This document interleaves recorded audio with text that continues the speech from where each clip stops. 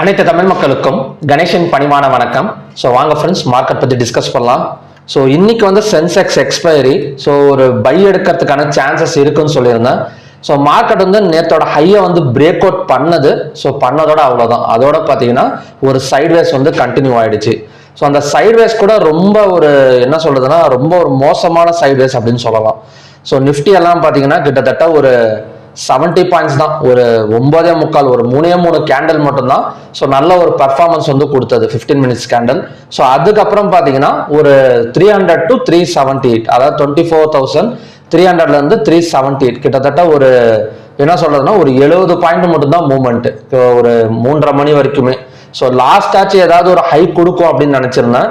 So கடைசி வரைக்குமே பார்த்தீங்கன்னா ஒரு மூவ்மெண்ட் கிடையாது. சென்செக்ஸ் எல்லாம் பார்த்தீங்கன்னா ஃபுல் அண்ட் ஃபுல் ஒரு ஆப்ஷன்ஸ் ரைட்டர்ஸ் கையில தான் போயிட்டு மார்க்கெட்டிங் க்ளோசிங் வந்து கொடுத்துருக்காங்க. ஸோ இன்னைக்கு ஃபுல்லாமே பார்த்தீங்கன்னா ஆப்ஷன்ஸ் ரைட்டர்ஸ் தான் பார்த்தீங்கன்னா ஆக்குபை பண்ணியிருக்கிறாங்க சென்செக்ஸை. ஸோ நாளைக்கு வந்து என்ன மாதிரி நடக்கிறதுக்கான சான்சஸ் இருக்குன்னு பார்க்கறதுக்கு முன்னாடி ஸோ நம்ம ஓப்பன் இன்ட்ரெஸ்ட் டேட்டா வந்து ஒரு கிளான்ஸ் வந்து பார்த்துட்டு வந்துடலாம். ஸோ ஓப்பன் இன்ட்ரெஸ்ட் டேட்டாவை பொறுத்த வரைக்கும் so bank Nifty, fin Nifty, bank X இந்த மூணுமே பார்த்தீங்கன்னா பேங்க் நிஃப்டி அப்புறம் பார்த்தீங்கன்னா ஃபின் நிஃப்டி ரெண்டுமே ஈக்குவலாக இருக்கு. ஸோ மற்றபடி பார்த்தீங்கன்னா நிஃப்டி 50 இருக்கட்டும், Sensex, mid cap Nifty, bank X இதெல்லாமே பார்த்தீங்கன்னா கால் ஆப்ஷனை பை பண்ணி புட் ஆப்ஷன் வந்து செல் பண்ணியிருக்காங்க. ஸோ நிஃப்டி 50 கால் ஆப்ஷன் கொஞ்சம் ஹெவியாக பையிங் வந்து நடந்திருக்கு செல்லிங்கை விட. ஸோ இதை பேஸ் பண்ணி பார்க்குறப்ப மார்க்கெட் இன்னுமே பார்த்தீங்கன்னா கொஞ்சம் வந்து ஒரு பையிங்ல தான் இருக்கு. ஓகே, என்எஸ்சியில் பார்த்தீங்கன்னா மொத்தம் 2932 ஸ்டாக்ஸ் வந்து ட்ரேட் ஆயிருக்கு. ஸோ அதில் அட்வான்ஸ் வந்து பார்த்தீங்கன்னா 1377, டிக்ளைன்ஸ் வந்து 1466, அன்சேஞ்ச் வந்து 89. ஸோ கிட்டத்தட்ட பாசிட்டிவா கம்பேர் பண்றதை விட நெகட்டிவ் வந்து அதிகமாக வந்து இருக்கு. ஆனால் 52 வீக் ஹைல தான் ஸ்டாக்ஸ் வந்து அதிகமாக வந்து க்ளோஸ் ஆயிருக்கு. 33 ஸ்டாக்ஸ், 52 வீக் லோல வந்து 17 ஸ்டாக்ஸ் தான் பார்த்தீங்கன்னா க்ளோஸ் ஆயிருக்கு. ஸோ அப்பர் சர்க்கிள்ல 75 ஸ்டாக்ஸும், லோயர் சர்க்கிள்ல பார்த்தீங்கன்னா 46 ஸ்டாக்ஸும் பார்த்தீங்கன்னா க்ளோசிங் வந்து நடந்திருக்கு. ஸோ இந்த டேட்டாஸ் வச்சு பார்க்குறப்ப இதுவுமே பார்த்தீங்கன்னா இன்னுமே கொஞ்சம் பையிங்ல தான் இருக்கு. ஸோ நெக்ஸ்ட் வந்து செக்டார் வைஸ்.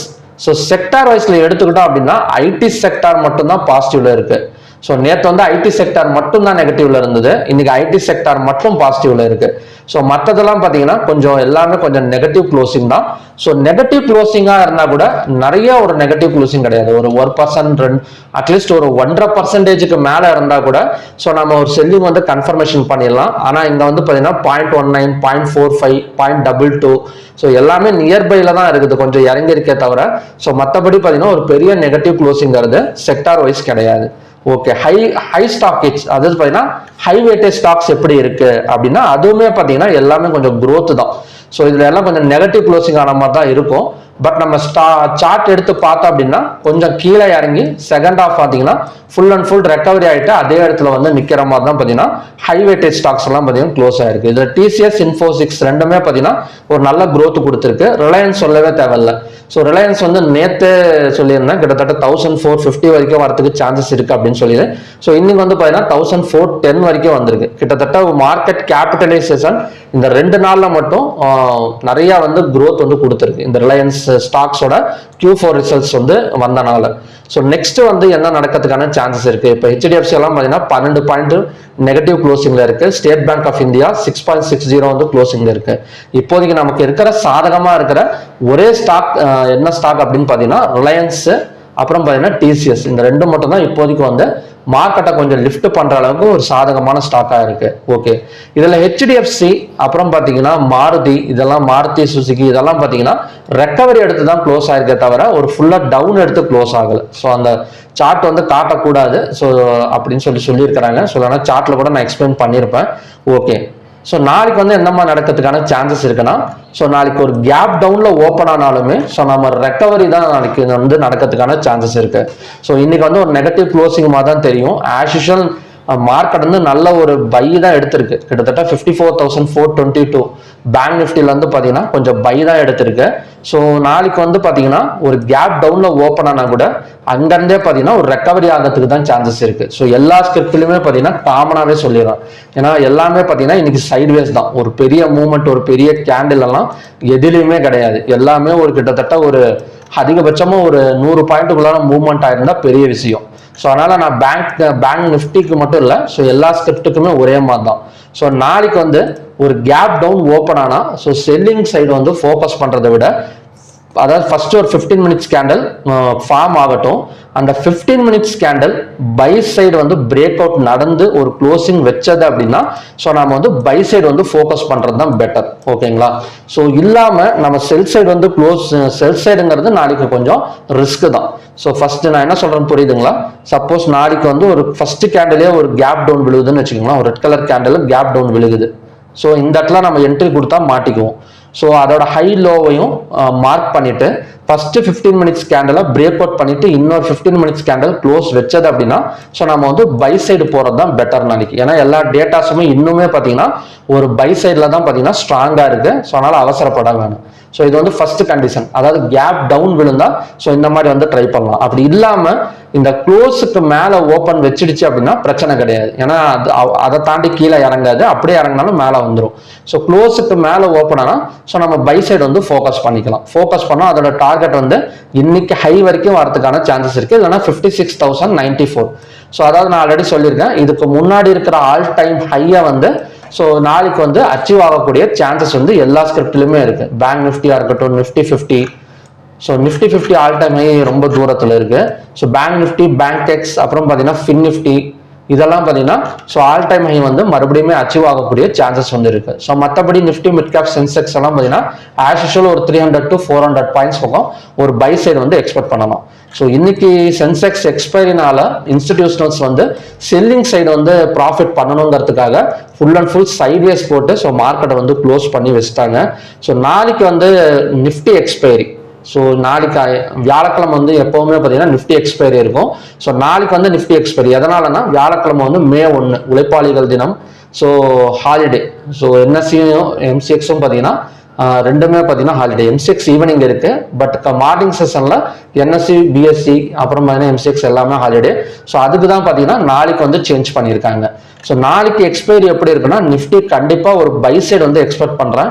ஸோ அது மட்டும் இல்லாமல் நாளைக்கு ஒரு நல்ல பை சைடு இருக்கிறதுக்கான சான்சஸ் வந்து இருக்கு. ஸோ இந்த May 1ங்கிறது ஒரு இன்டர்நேஷனல் ஹாலிடே தான். அதாவது வியாழக்கிழமை நான் ஆல்ரெடி சொல்லியிருக்கேன், இன்டர்நேஷனல் ஹாலிடே வருது அப்படின்னா ஸோ அதுக்கு முன்னாடி ஒரு பங்குச்சந்தையில் ஒரு பெரிய ப்ராஃபிட் புக்கிங் வந்து நடக்கிறதுக்கான சான்சஸ் இருக்கு. ஸோ நாளைக்கு வந்து ஒரு ஹெவியான ஒரு பை சைடு வந்து எக்ஸ்பெக்ட் வந்து பண்ணலாம். ஸோ ஓகே, ஸோ சிம்பிள் தான். க்ளோஸுக்கு மேலே ஓப்பன் ஆனால் பை சைடு வந்து ஃபோக்கஸ் பண்ணலாம். இல்லை ஒரு கேப் டவுனே விழுந்தாலும் ஃபர்ஸ்ட் 15 மினிட்ஸ் கேண்டலை பிரேக் அவுட் பண்ணி க்ளோஸ் வச்சது அப்படின்னா ஸோ அங்கங்கே அகைன் வந்து பை எடுக்கிறதுக்கான சான்சஸ் தான் நிறையாவே இருக்கு. ஓகே, ஸோ கிஃப்டி நிஃப்டி இன்னமும் பார்த்தீங்கன்னா ஒரு பாசிட்டிவ்ல தான் போயிட்டு இருக்கு. சாரி, -39.5. ஸோ இருந்தாலுமே கூட ஒரு பெரிய செல்லிங் எல்லாம் இன்னும் நடக்கல. ஓகே, ஸோ நெக்ஸ்ட் வந்து பார்த்தீங்கன்னா crude oil. So crude oil மார்னிங்கே சொல்லியிருந்தேன் ஒரு ஒன் சைட் செல்லிங் எடுக்கிறதுக்கு தான் பாசிபிலிட்டிஸ் இருக்குன்னு. ஸோ அது மட்டும் இல்லாமல் லோவை பிரேக் அவுட் பண்ணாலே ஸோ தாராளமாக நம்ம செல் சைடு போயிட்டு ஒரு 40 to 50 பாயிண்ட்ஸ் பக்கம் ஒரு பேப்பர் ட்ரேடிங் பண்ணி ஒரு ப்ராஃபிட் புக்கிங் டவுன் சைடு வந்து பண்ணலாம்னு சொல்லியிருந்தேன். ஸோ செல்லிங் எங்கே நடந்திருக்குன்னு பாருங்க. நேற்று லோ வந்து 52,263. ஸோ அதை பிரேக் அவுட் பண்ணியிருக்கு இந்த இடத்துல. 63லேருந்து கிட்டத்தட்ட 5,201 வரைக்கும், சாரி 5,212 கிட்டத்தட்ட பார்த்தீங்கன்னா ஒரு 40 பாயிண்ட்ஸ் பக்கம் சொன்ன மாதிரி ஒரு டவுன் சைடு வந்து பிரேக் அவுட் வந்து நடந்திருக்கு. ஓகேங்களா? இப்போ ஈவினிங் வந்து எந்த இடத்துல வந்துட்டு மறுபடியும் இறங்கிறதுக்கான சான்சஸ் இருக்கு அப்படின்னா இந்த 5,272 தான் இப்போதைக்கான ஒரு டெம்பரவரி ஒரு பக்கமா இருக்கிற ஒரு ரெசிஸ்டன்ஸ்ங்கிறது இதுதான்.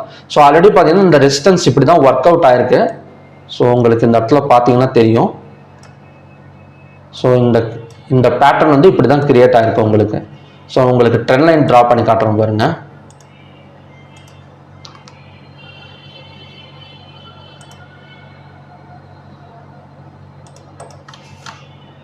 ஓகேங்களா?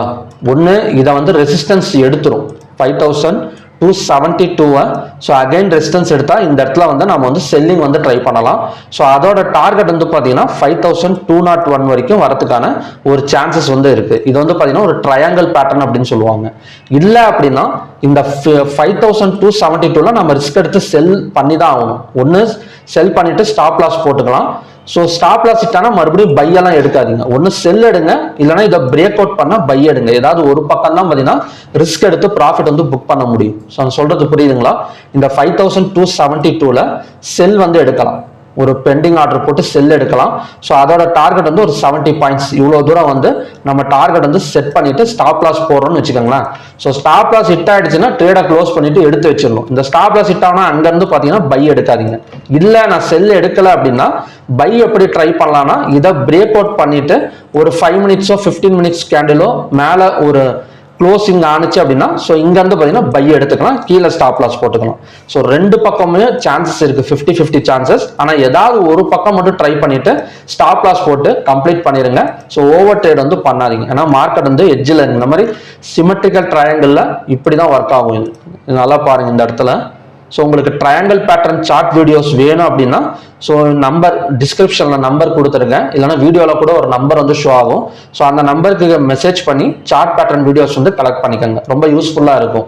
ஸோ இது பார்த்தீங்கன்னா இந்த மாதிரி தான் ஒர்க் ஆகும் இன்னைக்கு ஈவினிங். ஸோ செக் பண்ணி பாருங்க, ஒன்று இந்த மாதிரி ஒர்க் ஆகும், இல்லைனா பிரேக் அவுட் இந்த பேட்டர்னை பிரேக் அவுட் வச்சிடுச்சு அப்படின்னா 5307 அடுத்த டார்கெட் மேலே பார்த்தீங்கன்னா ஒரு 30 பாயிண்ட்ஸ் பக்கம் நாம வந்து எய்ம் பண்ணிக்கலாம். ஸோ ஓகே ஃப்ரெண்ட்ஸ், இதுதான் பார்த்தீங்கன்னா crude oil conditions. So natural gas எந்த மாதிரி நடக்கும் அப்படின்னா, நேச்சுரல் கேஸ் காலையிலே ஒரு இல்லை காலையில் கிடையாது, ஒரு சைட்வேஸ் தான் போட்டுட்டு இருக்கு இப்போதைக்கு பார்த்தீங்கன்னா. நேச்சுரல் கேஸ் ஒரு சைட்வேஸ் தான். ஸோ பையிங் தான் 208.33 ஒரு பையிங் ஜோன் தான். இன்னைக்கு லோவாக தான் சப்போர்ட் எடுத்திருக்கு 208.33.8. ஸோ இந்த இடத்துல பை பண்ணால் டார்கெட் வந்து 287, கிட்டத்தட்ட பார்த்தீங்கன்னா ஒரு 4 பாயிண்ட்ஸ் பக்கம். ஸோ நம்ம வந்து ஒரு டார்கெட் வந்து செட் பண்ணி ஒரு பேப்பர் ட்ரேடிங் வந்து பண்ணிக்கலாம் பை சைட். ஸோ கோல்டு வந்து என்ன நடக்கும், கோல்டு வந்து இன்னைக்கு கூட நான் டெலிகிராமில் வந்து ஒரு போல் மாதிரி கொடுத்துருந்தேன். ஸோ கோல்டு வந்து எத்தனை டாலர் வந்து மேலே வரதுக்கான சான்சஸ் இருக்கு அப்படின்னு. ஸோ லாஸ்ட் அக்ஸை திருதியிலலாம் பார்த்தீங்கன்னா காலையில் ஓப்பன் பண்ணி பார்த்தா மார்க்கெட் வந்து ஒரு ஒரு கேப் அப் இருந்து ஒரு $100 வந்து மேலே வந்து பிச்சுட்டு போணுச்சு. ஸோ இது வரைக்கும் கூட கோல்டு அவ்வளோவா ஒரு மூவ்மெண்ட் இல்லை. மேபி ஈவினிங் ஒரு $3,310 ஸோ நைட் நம்ம ஹோல்டு பண்ணால் ஒரு கிட்டத்தட்ட பார்த்தீங்கன்னா ஒரு $410 வரைக்கும் நான் வந்து எதிர்பார்க்குறேன். நாளைக்கான டார்கெட் கோல்டு டார்கெட் வந்து $3,410 வரைக்கும் வரதுக்கான சான்சஸ் வந்து இருக்கு, பார்க்கலாம். ஸோ நம்ம எம்சிஎக்ஸ் இப்போதைக்கு 95,343 வந்து ரன் ஆகிட்டு இருக்கு. ஸோ இது வந்து ஒரு 1000 பாயிண்ட்ஸ் இல்லை 1500 பாயிண்ட்ஸ் வந்து நம்ம வந்து எக்ஸ்பெக்ட் பண்ணலாம் நாளைக்கு. இப்போ 95,340 அப்படின்னா 96,340, 97,340 கிட்டத்தட்ட பார்த்தீங்கன்னா ஒரு 2000 வேணாம், 2000 ரொம்ப அதிகமாக போயிடும். ஸோ மேபி பார்த்தீங்கன்னா இந்த ஹையர் அட்லீஸ்ட் வந்து பார்த்தீங்கன்னா ஒரு 1000 பாயிண்ட்ஸ் ஆச்சு நான் வந்து எதிர்பார்க்குறேன் கோல்டோட ரேட் வந்து இன்க்ரீஸ் ஆகும் அப்படின்னு. ஏன்னா லாஸ்ட் டைமும் அதுக்கு முன்னாடி டைமும் அந்த மாதிரி தான் நடந்தது. ஸோ பார்க்கலாம் இந்த தடவை அந்த மாதிரி நடக்குதா அப்படின்னு. ஸோ ஓகே ஃப்ரெண்ட்ஸ், இதுதான் பார்த்தீங்கன்னா நாளைக்கான கண்டிஷன்ஸ். ஸோ நாளைக்கு கண்டிப்பாக ஒரு பை சைடு வந்து நல்ல ப்ராஃபிட் புக்கிங் வந்து என்எஸ்சி அண்ட் பிஎஸ்சியில் வந்து நம்ம வந்து எதிர்பார்க்கலாம். பங்கு சந்தை நாளைக்கு தொடர்ந்து வந்து மேலே வரதுக்கான சான்சஸ் வந்து நிறையவே இருக்கு. ஸோ மறுபடியுமே பார்த்தீங்கன்னா ஒரு நல்ல ப்ரெடிக்ஷன் வீடியோட நான் வந்து உங்களை மீட் பண்ணுறேன். நன்றி, வணக்கம்.